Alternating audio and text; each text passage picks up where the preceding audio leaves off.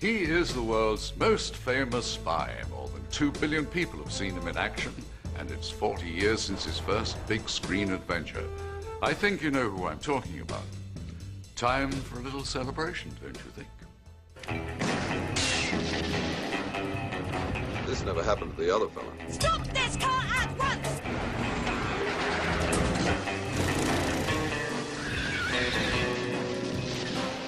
One down, two to go. Grow up, 007.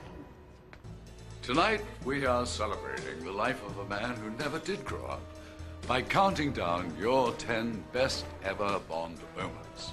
And he has definitely had his moments, I can tell you. The girls, the gadgets, the humor, the high-speed chases, they have all helped make James Bond the most successful film character of all time.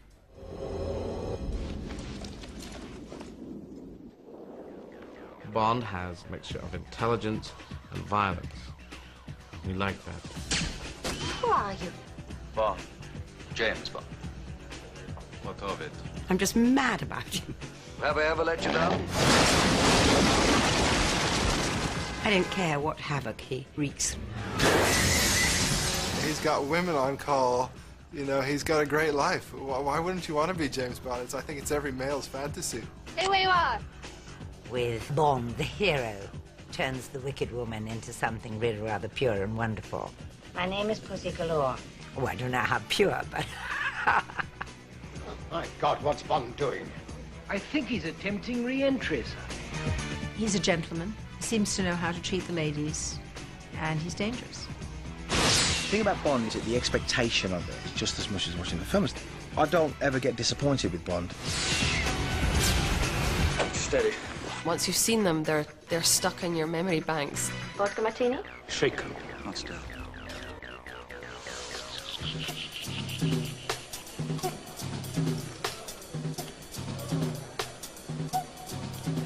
Time to find out how you, the viewers, have voted in Best Ever Bond.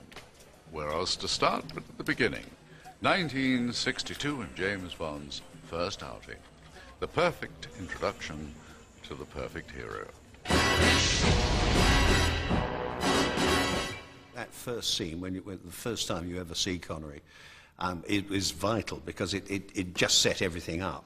This suave, cool, sophisticated man about town.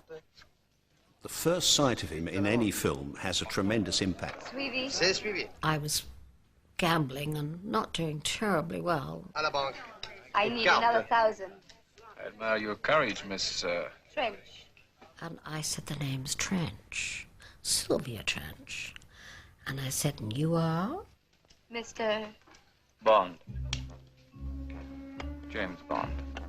Mr. Bond, I suppose you wouldn't care to, raise the limit? I have no objection. It was that toughness he has that gave him that instant appeal.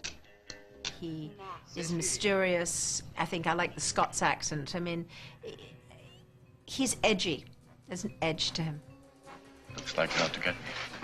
It's an idea at that.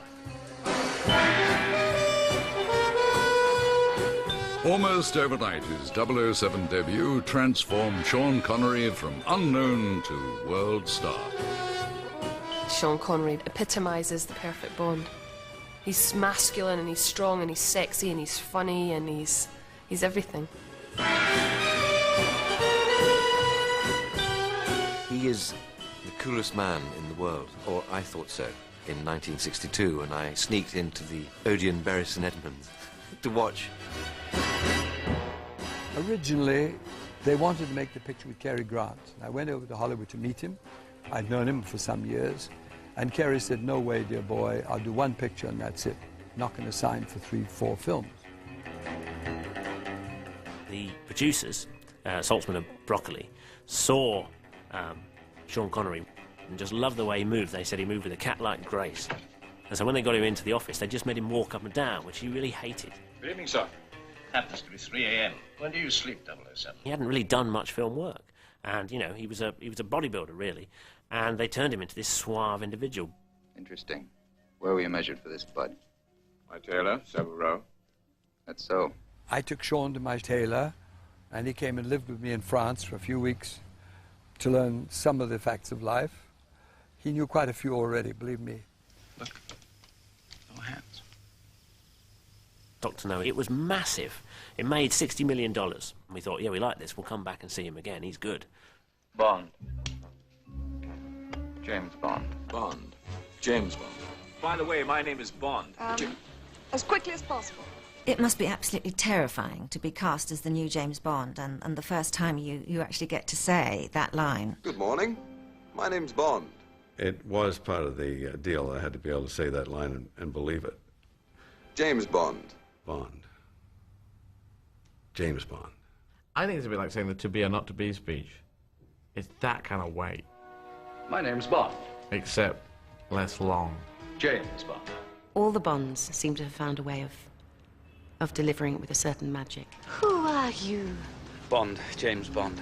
Name's Bond. It is one of those lines that has kind of a weightiness to it. But just keep it simple and say the name. James Bond. You must know that there's more to playing James Bond than just glamorous locations and beautiful women. It is a downright dangerous occupation. Yes, it is a jet-set lifestyle, but somehow you're always falling out with people.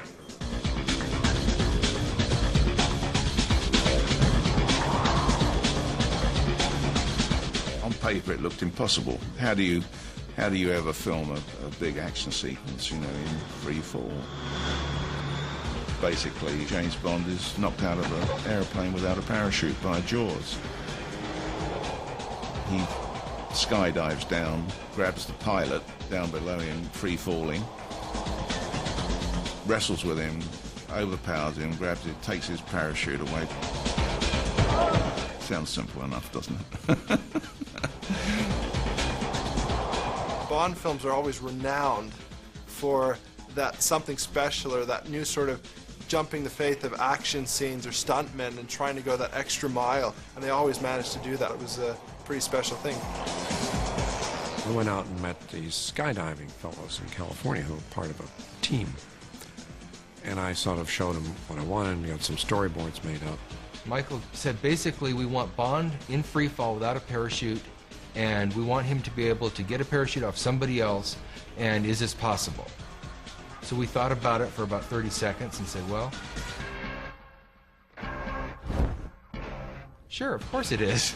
And then afterwards we tried to figure out how we're going to do it. The stunt team set about designing an extra compact parachute, small enough to be concealed under their clothes, while they appeared to be in free fall.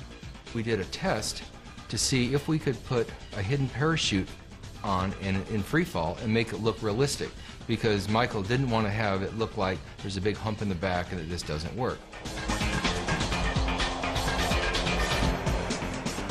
We had a reserve parachute and the main parachute, both very small, and the screen test worked really well, so then we went into production.